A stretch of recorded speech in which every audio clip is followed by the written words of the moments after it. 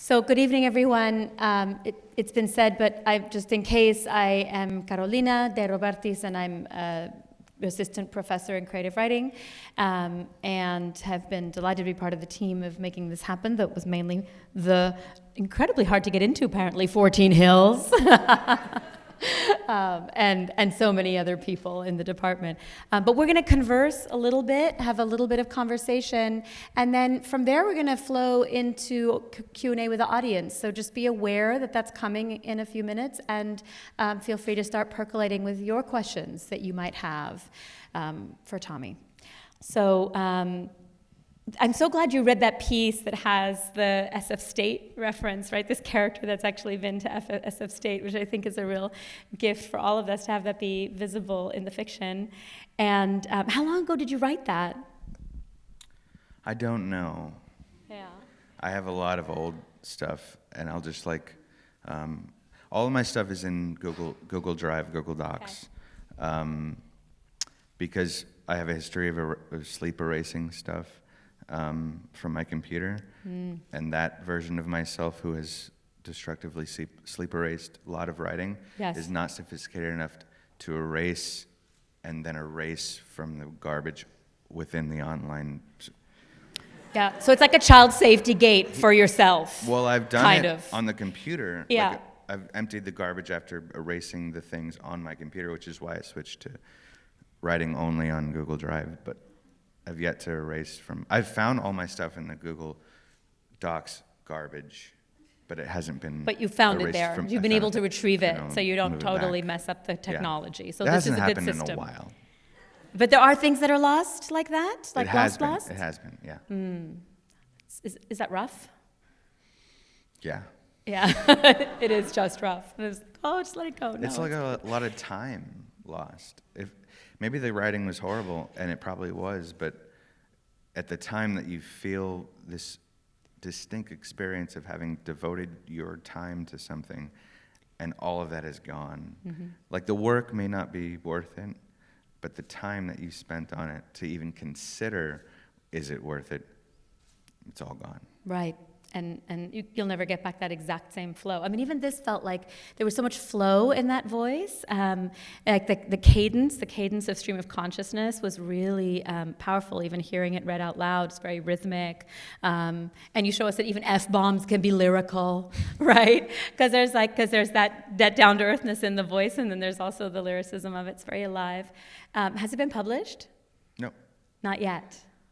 I just pulled it out of wherever it was from. I wonder if you'd be willing to consider giving it to 14 Hills. If they would consider me. The editor-in-chief might be persuaded. I would be happy to have a home at 14 Hills for it. All right. You'd be open? All right. Did you see that? That is publishing in action. Awesome. Thank you. That's amazing. I don't want to use a public platform to pressure Nick into a publication. Pressure, Nick Green, editor-in-chief, yes. So so we were just actually talking in a workshop today, at Fiction Workshop in the MFA program, about having pieces that you don't know where to go with next, or they don't quite get done, or you never make it to polishing with it, whether you just don't see the vision for it, or you're working a lot of things at once, and then the possibility of circling back to them years later and seeing the potential in them, or they get absorbed into a new novel, or you return to them, or you never return to them, they're in the compost heap forever, or the graveyard, or whatever metaphor works, right? Will you return to this old stuff? What do you think? Let's stop using the dead baby metaphor. Have you heard this one? No, which one is this? People use this dead baby metaphor, which is horrible. Which is it's like a dead baby? The work that you don't return to is like a dead baby. That's great. Well, I have this compost metaphor. For me, that's okay. Bad. It's like you put it in the compost. I'm sorry I brought it up. I thought people knew about it already. But horrible. It reminds me of Cristina Garcia, who also won the Gina Berriault Award a few years ago, Dreaming in Cuban, and so many other great novels. And I was talking to her and a couple other novelists about how I was putting a part of a novel into a compost heap. And I was like, it's in the compost heap. It might turn into something. She's like, that's nice. But to me, I have this second novel I never finished, and I just go back and I cannibalize it. That's more of what I do. Yeah, okay. You want to speak to that? For this book, my editor, so a lot of characters died along the way. There's a lot of characters already in it, but there was 15 going into like my editor's read and edit of it, and she said she wanted 3 dead and a new chapter born. Sorry, Dead, like dead, like dead baby, done. like out of the Gone. book. Well, there weren't. We don't need. I'm sorry, I brought up the dead baby thing. Just gone out of the book. So I killed 2, and I cannibalized 1 to make the new chapter she wanted. Oh. So I do cannibalism. That was cannibalism. Which chapter was that? So the new Opal chapter, where she's older, Yeah. cannibalized on a younger person. A younger person. You took that, yeah. Yeah, that's great. I mean, that's interesting, right, in the editorial process where you have so much and then have to think about, like, balancing what is gained and what is lost by having a lot of things, having vastness, having structure and cohesion, right? And especially in such an ambitious work as this, as a polyphonic novel, right? So many voices telling the story and holding the narrative from the first person plural in the not an essay prologue, right? To all of these different voices telling their stories and then circling together. I mean, it's a lot to put together. Was there a lot of revision in making those things work together, cohere, or? For sure, and I think to move away from cannibalism into music. Great. I think when you're working with something that tonally has similarities, if you think in terms of music, pulling a section from a piece of music that feels tonally similar makes more sense to transpose it, or just to pull directly a passage that could work in another section of the music you're working with. I think can make a lot of sense, and not to have to do more work than you need to do. I've found when I've been depressed or like uninspired, like I don't want to make new work, and I like feel too self-deprecating or self-loathing to be in a space where I can make new work. I'm like, well, what did I already do that I can rework? So sometimes it's like a sort of survival instinct to just like grasp at straws for what I can put together for what's being asked for, because at that particular point in my life, during this particular 3-week cycle where I'm like feeling particularly like I am worthless, why am I trying to write a book? Or I'm like, well, at that point in time, I can capture where I felt good, and actually that writing was inspired, and whatever I would try to write new would not be. So let me I can work something out of that. Right, so you can almost take refuge in revision when the generating part is like, it just feels too hard, it feels overwhelming or impossible, and then you can kind of work with what you have, and it's a little more accessible. I think more than 50% of writing is revision. There's so much, like the new, exciting, like I want to write something new is a great feeling, and the next day or the day of, you're like, this is amazing, I'm great. But so soon after, you're Aren't like, those great oh moments? my God, this is so stupid. But the revision, what it can do to what you then realize is not really that good, is really cool about writing, and where writing is revision makes the most sense, because most people can't write first great sentences, like, what was it, Allen Ginsberg or that group was like first thought, best thought or whatever. Yeah. It's usually not true for Usually writing. not true. Maybe not even for them. For sure not. Right? So, I mean, I think one of the many, many things you've achieved in this book is textural variance, like you were talking about tones, musical tones. There's so much textural variance within this book because there's different voices. Everyone's voice has its own cadence, like on a sentence level, like the style of each person, their voices, their consciousness is so alive and so particular, and it happens at like the way the translator Emily Wilson talks about it is it happens at the microscopic level of the word, right? If stories matter, how we tell them matters, and it's at the microscopic level of the word that there's so much power achieved here. And you have said in an interview that you partly wanted to write a polyphonic novel because you come from a voiceless community, and wanting to build in as much voice as possible. There was an urgency there. Looking back, is that still what's true for you? Can you talk about that? I think when I first started talking about the book, I wanted to sound smarter about it than I actually was. This was an early interview. Okay. I mean, I wanted to sound more intentional. When I was writing it, I wasn't like sort of meta, like I come from a voiceless community, let me do a polyphonic novel to sort of remedy that particular positioning as a community that I feel. To be involved with a big, long work, I think you're working with the unconscious, which can like do things like mysteriously that sort of answer to some of these problems. What I was thinking at the time of writing it was like, I like books that have a lot of voices. Yeah. Let me try that. Yeah, that's great. That's such a good reason to write a particular style, right? I love this. I'm drawn to it. I'm going to take the plunge. And then for sure, knowing that there was a vacuum of this particular community added to the want to like pour in voices to like, there is no representation of this particular voice. So it wasn't totally unintentional, but sometimes I'll hear things that I've said before, and I'm like, I don't.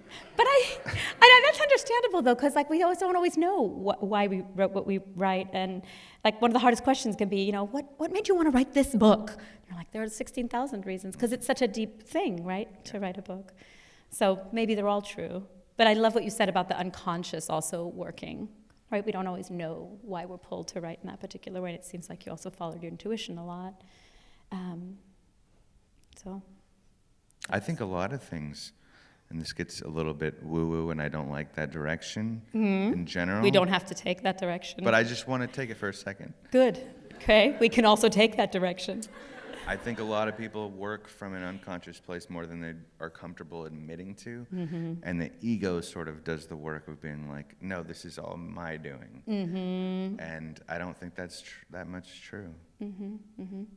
How does reading factor in to your process in terms of listening to your intuition, knowing how the story wants to be told, who is going to be in the story, right? Like shaping the world of your fiction, whether it's in revising on a sentence level or like just generating the world. I know you're a deep reader and an intrepid reader. I mean, and that's clear from the book with all the intertextuality and all of the beautiful quotes and references. Gertrude Stein and Brecht and Baldwin and Baudelaire were even mentioned. And last time I saw you at the Bay Area Book Festival, you were reading a Lee Spector novel, and you'd brought in Elaine Castillo's America is Not the Heart, which is where I first heard of her book, and thank you for that, because then I read it and it's amazing. So you have a rich reading life. Can you talk about how it flows with your writing life? Yeah, I feel like I'm constantly reading a ton of books at once. Yeah. I've also been asked to like blurb a lot, and I had so much blurb love that I like want to give back. There's certain writers that are like the whole blurb world is, I don't know, shallow and whatever, not real. And I totally failed on your book. Oh, whatever.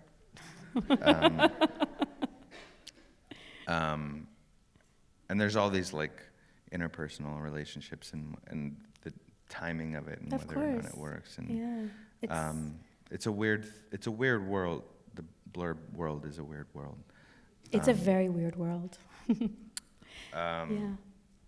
But I'm reading a lot constantly, new books, because I've always, since I decided I wanted to write, I've always been reading contemporary fiction because I wanted to see what people are doing. How it influences my work now, it's less so than it did before. I think research, after a certain point, research influences more of my work than reading does. I try to get my moments where I'm just reading to enjoy reading as much as I can, which is hard. But I really love reading and eating, and that's been like since I first fell in love with reading. It's just something about like going out to eat with a book has been, or not even necessarily out, like it's any kind of eating, but reading and eating has been a love of mine for a long time. Yeah. Do you have strategies for propping the book open? Yeah. Yeah. It's very intricate. Like the whole thing's sort of a dance. Totally. Yeah. You have to. I've gotten really deft with my left hand because I eat with my right. Oh. And there's certain foods that work better to eat with. Yes, absolutely. Because there's like hand foods, like burgers are rough. Yeah. Oh, and I don't do burgers with. I found butter knives to hold it down. But certain things that I wouldn't necessarily eat with a fork, I do eat with a fork when I'm reading and eating because the messiness of the page. I don't want to mess up the page too much. Oh, yeah. All my pages end up sort of destroyed with. I just don't treat my books well, but I try to minimize it so I don't look like a complete slob. Maybe it's just like a visceral kind of love that you have for your books. It is. I mean, maybe that's a way of treating them well. I mean, I think this is personally, I think this is an exciting avenue of conversation. It's just the physicality of reading, right? The physicality of being in those moments of pleasure and imbibing a book and imbibing it as you imbibe food, nourishing on all these levels. And like relationships are messy, like. Why can't reading be? Why can't your relationship with books be? They should be. Yeah. So reading has influenced me as a writer just completely, and I've read a lot over the years. Reading out loud, which is just sort of a side subject, is a huge part of my revision process.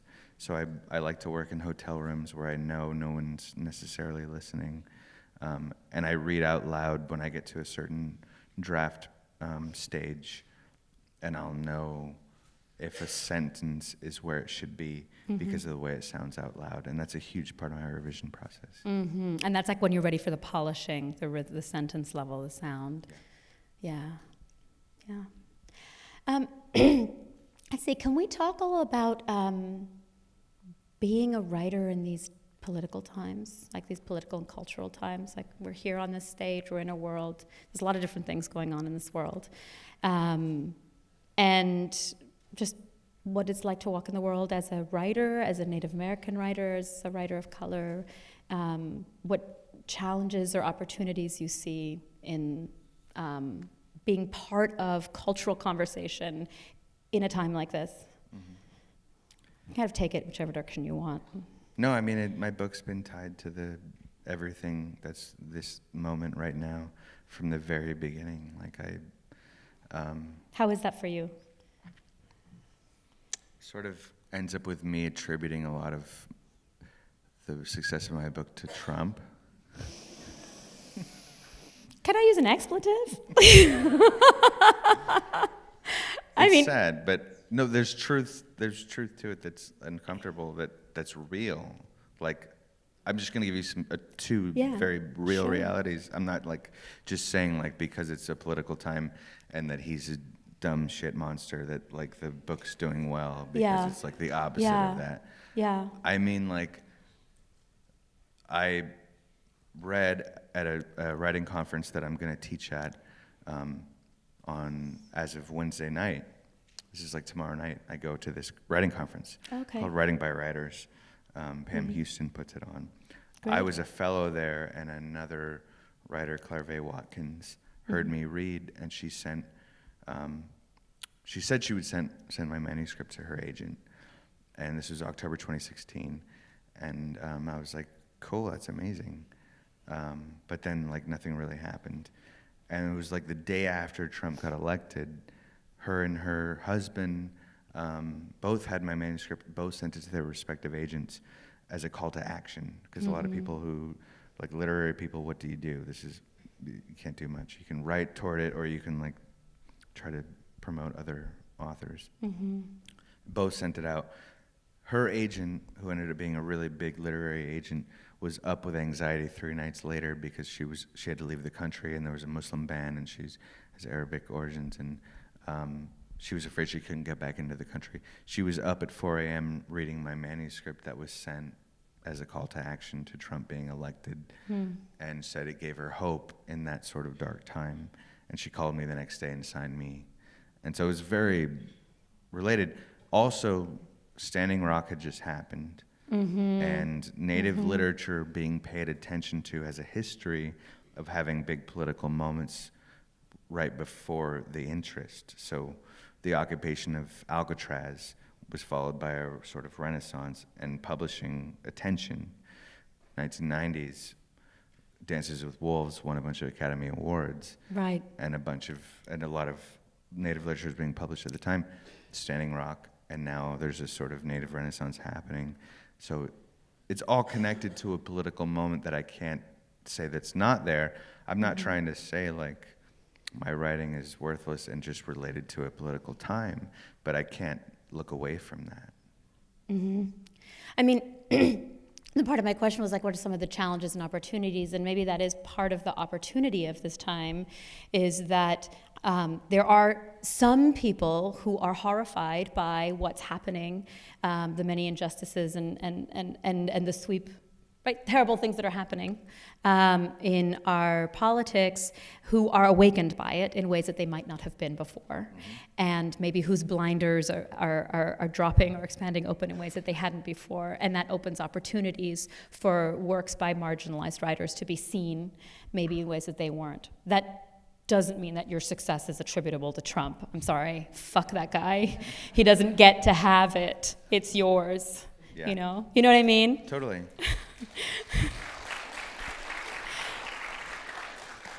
A couple of Trump supporters, I guess. What's that? Oh, I'm kidding. Possibly. No way. No. But that is my opinion. This is a public university that has an explicit social justice mission. And that is part of how we're sitting on this stage. And that is part of how we're having the level of frank conversation that we're having. Well, I think what you're saying is true. Like, none of this would be possible. I'm not trying to attribute more to Trump. Yeah. But yeah. if this didn't happen, it's like a cancer showing up. Yeah. And like somebody getting healthier and getting something seen to that would have killed them. While it like gets ugly for a long time, you would hope that the help that you get because you saw the cancer would eventually lead to recovery. Yeah. And we're still in the moment of like, will it kill us or will it be recovered? Right? Where will we go with it? I mean, there is some awakening that is coming out of being in an era of backlash, of racist backlash and bigotry of many forms, and that backlash can also trigger awakenings, right? And so, if your book got swept up to the surface through that awakening, then that is fantastic, I mean, and that, we can think about that there are people in this room who are, emerging or aspiring or hopeful writers, and I think it's important to think about, how can we participate in shaping the future of culture in a time where we can look around and we can see so much backlash and we can see so much repression and we can see so much unapologetic racism, but we can also see some really powerful voices in our culture also getting lifted and staying strong. And I think there needs to be a line drawn between. So I have a chip on my shoulder. Like I come from an experience of getting into certain things that are prestigious and actually hearing from white people that also got in, and me expressing to them sort of sincerely and honestly, like, I'm always afraid that I got in because I'm Native. And having the experience of having more than once people being like, well, isn't that why you got in?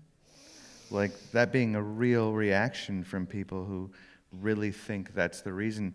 And I think there needs to be a line drawn, because I think we're at a moment that, I don't know when it was, but at some point, there was the white NBA, right? So my dad was really good at basketball, and he couldn't play in college because his college coach was racist, and it was an all-white team. At some point, there was a white NBA. And then at some point, they realized, oh. Uh-huh. And this is happening in literature and the arts. That's the O. And it's not just tokenism, and it's not just do it for quota or do it for this. It's like, we're better because we had to fight harder. Mm-hmm. And this is why they were better in the NBA and why it's now, this is where we're at. And this is where it's going. It's not just a moment, a political moment. Mm-hmm. Like, we're better because we had to be, and we will continue to be. Mm. Mm-hmm.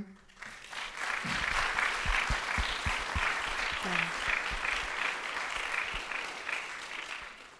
And we need the work that comes from that. We've needed this book. Yeah. So I'm going to ask one more question, and then we're going to, I think, make our move towards audience questions. Can you tell us about what you're working on? One of the things you're working on is going to many places and talking about your work and reading from your work, and we're all very grateful for that. Can you tell us about creative work that's percolating? Sure. Only because my agent recently okayed what I'm doing. I'm working on a new novel, which is actually a follow-up to this novel, which feels like a bad word to say, but it's a sequel. Oh, it is? Uh-huh. Oh, that's exciting. So there's something that we get to hear from these characters again? Yeah. So is anybody else really excited? So I'm trying to sell a short story collection which goes in a lot of different directions, and then a follow-up to this novel, which is also a very different novel, but it's sort of like, how do you come back from something which was and was not a tragedy, which is what it feels like to be Native, to not be allowed to feel like what it feels like, because people minimalize your experience, and history is told wrong, and so they're sort of the microcosm of the macrocosm of the Native American experience is experienced by the characters that try to come back from this tragedy that's not really a tragedy. It was just like a armed robbery gone wrong. So it sort of has these layers to it. Oh, those are exciting layers. Very cool. Is there anything else you want to say before we turn it over to the audience? No, just thank you all for coming out. I appreciate it. Special shout out to Elizabeth Tom in the front row here, who's I've worked with over the years at the Native American Health Center. I appreciate seeing you. Oh, beautiful. Thank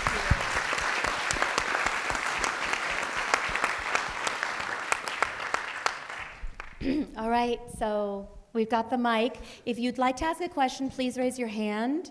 And sure, go ahead, sir. So we're going to bring the mic over to you. We're going to ask you to definitely speak your questions into the mic because we're recording.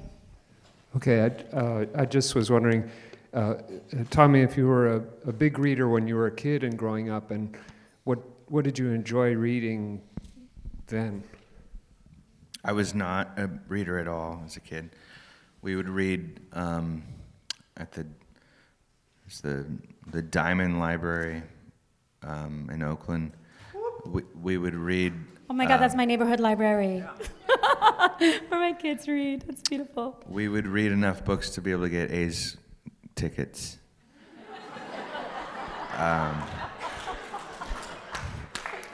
So I wasn't a reader, and nobody encouraged me to do anything academically. Our family was like, there's a lot going on, a lot of crazy stuff going on, and I didn't start reading until after college. So there's nothing for me to say about that. Yeah, okay. Thank you, great. Another question. Yes, sir. Hi. I was just wondering, have you written any memoirs or any writing about your own life story? And if you have, what have you written, or do you have any plans on doing that? Well, there's some in the book that's very thinly veiled in the novel. I started writing an autobiographical novel, family novel, that's from the voices of all the members of my family. everyone in my family started getting really intense about that, and I backed off of it. I would like to write something eventually and dig back into that novel. Recently, actually, my next novel started cannibalizing that novel project, and that might happen. Every time I go to write something that's not fiction, be it essay or memoir type stuff, I feel like it's homework, and even if like I'm getting paid or like I'm on deadline for something, I like want to cheat on it to go write fiction. So like I love fiction the most and what it can do. And I think that'll always be what I want to do, but eventually I think I'll probably do other stuff. But I love fiction the most. Hi.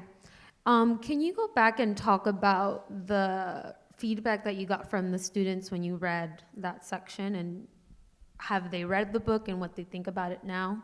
And then also, can you talk about the research you had to do for these characters and that process a little bit? Thanks. So I haven't seen any of the students after that first year of writing it. What happened in that session was that young people were crying and asking a lot of questions, which that's one of the things that they didn't do. And it was just a very emotional moment, which was also something that wasn't characteristic of our time with the youth. The native Oakland reaction in general from community members who know the community has been really amazing, and that's all I've had to gauge it by. Sorry, the second part of the question was what? Just about the research you had to do to get your characters and their stories organized. I didn't do any intentional research for the characters. I grew up in Oakland. I worked in the community for almost a decade. I did a lot of storytelling work, and intentionally did not base my characters on real people, because I came to revere how people earn their details. It's like when you bring up a detail, it may seem like an interesting detail to use, but a lot of this language like is colonization, and I never felt comfortable like basing a character to use for my, like I can't get around the language of even like talking about the idea of somebody else's story for my fictional work. So aside from my own story and my family's story, who I've gotten permission to use, I never based any of my characters on real people. So any influence was composite based on years of experience, just living in the community and working in the community, but was never like I'm doing research for a character and then I'm starting this character based on this person specifically. That was never a part of my process.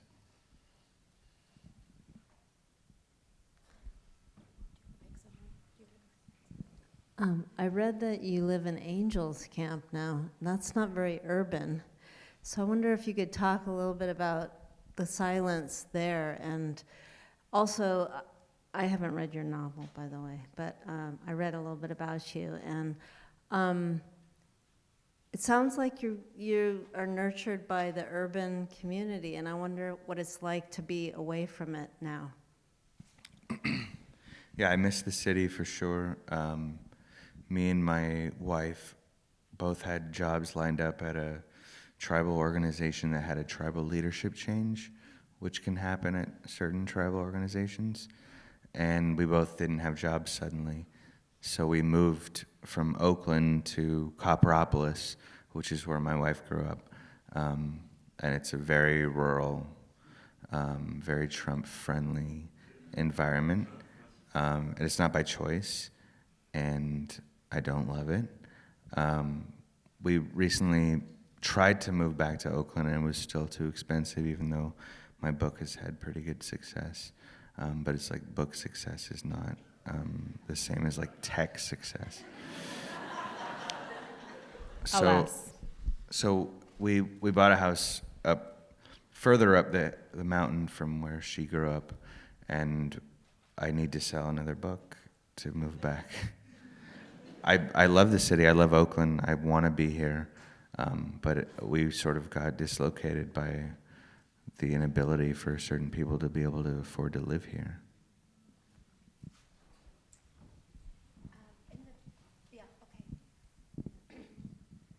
Hi. I'm just curious as to what you are hoping that non-Indigenous readers take away from this book about urban natives, especially when most of the stories are surrounding like res natives or natives of the quote-unquote past. I wrote the book without thinking there would be a non-native audience, because that's usually who reads native work. And I was at the Institute of American Indian Arts in Santa Fe doing my MFA, and the director of my school said, if you publish a book, I'll give you a job as a teacher. And so I wanted to finish the book because I wanted a job as a teacher. It was a very base level goal.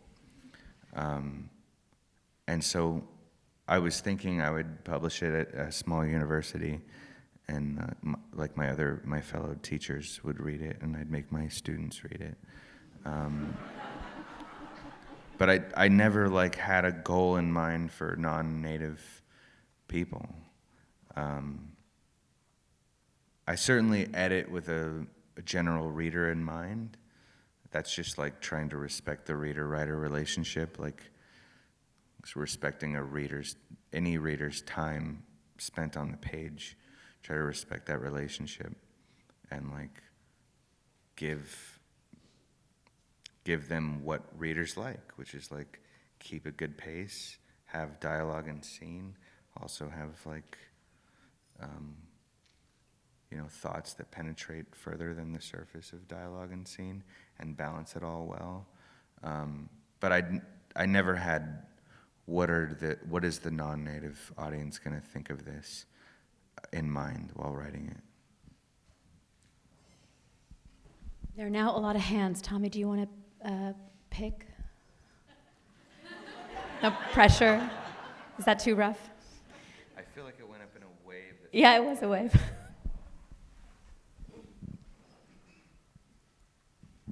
Hi, I'm Christina. I'm an MFA candidate here. I'm just wondering what element of craft came to you most easily when you began writing, and perhaps is still very easy, and which is the hardest for you currently? I'm always confused about the elements of craft and what the official ones are. I mean, there are definitely like dialogue and description. Is that even one? I always felt that I was inept in all of them, and I'm just like faking my way along. I think voice, like moving into starting a piece with like a feeling like I was convinced by a voice that came when I started writing. And whether I moved that from first person to third to second, or third close or third removed, like to play with the eventual POV, I feel like building from a strong voice. Is voice an element of craft? Okay, so I feel like that's the thing that's come easy, or like it's the thing that's been able to convince me to keep working with a character.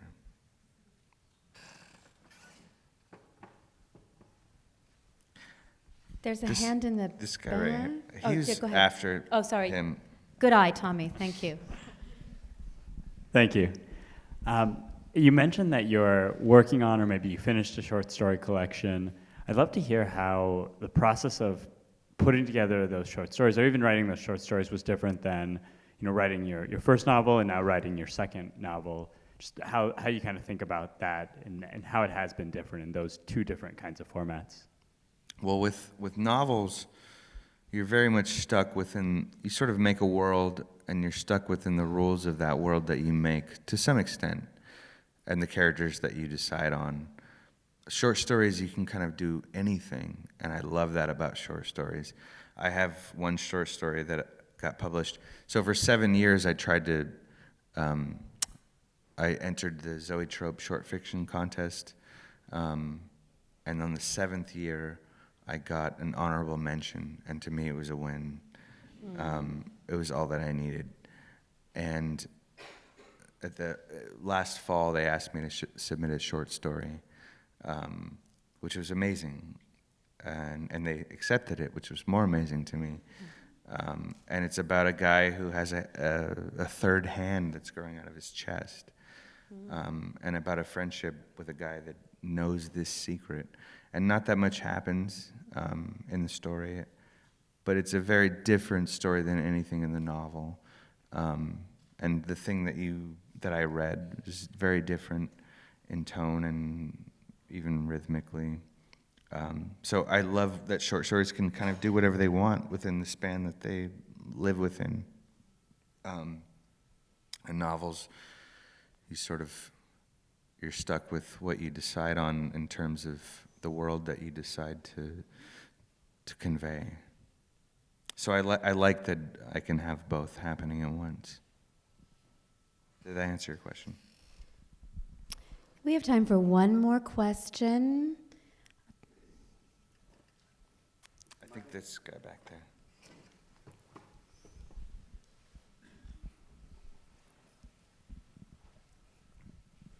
Hi, I'm Danny. I actually grew up in good old Copperopolis, California. Oh, wow. And I know how the people are. And I was wondering, living in that kind of climate, did that influence your writing at all? Or how did that influence your writing while writing there? Well, I grew up in Oakland, so like living in Copperopolis was like, I was just afraid.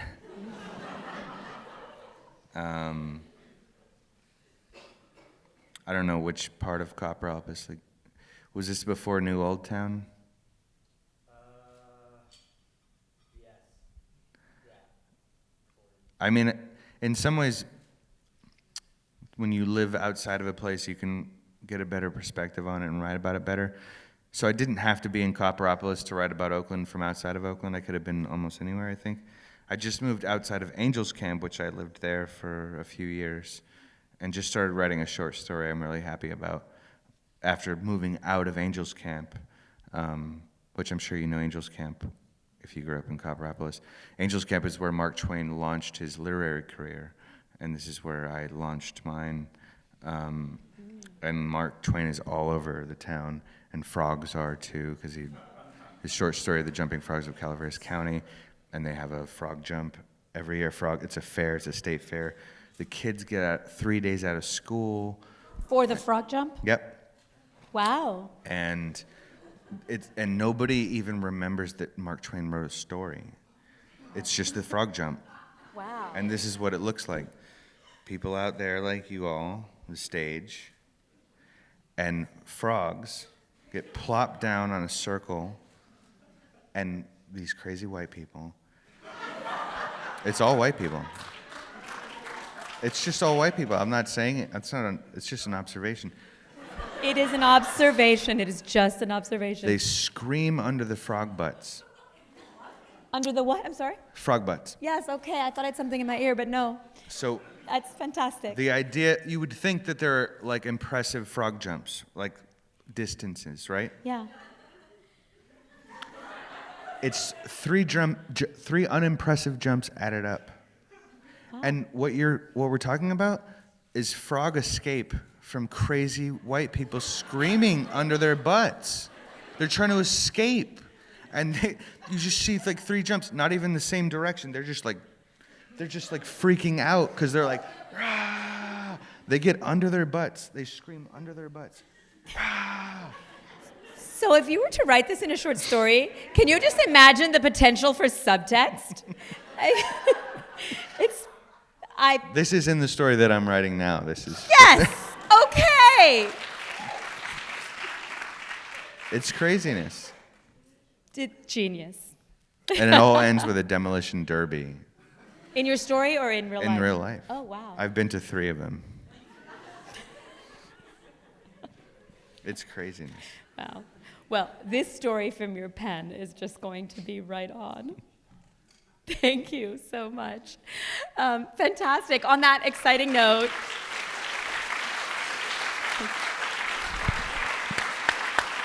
Thank you. Thank you so much, Tommy Orange, for joining us, for being here at San Francisco State. San Francisco State loves you. 14 Hills loves you. We'll we see. all are so damn thrilled you're here. Thank you. Thank you, Carolina. Thank you all so much for coming.